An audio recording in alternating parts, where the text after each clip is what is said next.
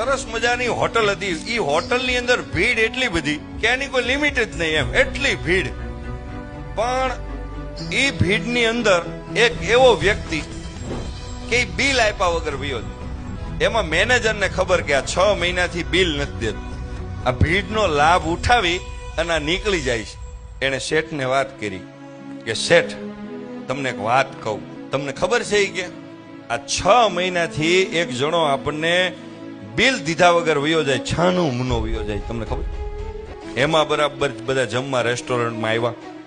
એમાં એ ધીમેકથી ભાઈ જમી અને ઊભો થઈને ધીમેકથી નીકળતો હતો. ત્યાં શેઠે કીધું ઓલા મેનેજરને, અહીંયા ઓલા ભાઈની જ વાત કરશ ને?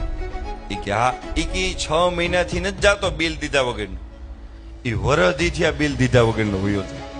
એ કે તો તમને ખબર છે તો તમે એને કઈ કેમ કહેતા નથી? એ કે ઈ જયારે જમવા આવતો હોય છે ત્યારે ઈ ઘરેથી પ્રાર્થના કરીને આવતો હોય છે કે હે ભગવાન, આની દુકાનમાં કાયમ ભીડ રાખજો જેથી કરીને હું બિલ દીધા વગરનો નીકળી જાઉં. એની પ્રાર્થના કદાચ સાંભળતો હોય ભગવાનને, આપણી ભીડ થતી હોય તો. એટલે અમુક જગ્યાએ આપણી હારે એવા માણસો હોય ને, એ આ રીતે નીકળતા હોય તો લેટ ગો કરવાનું.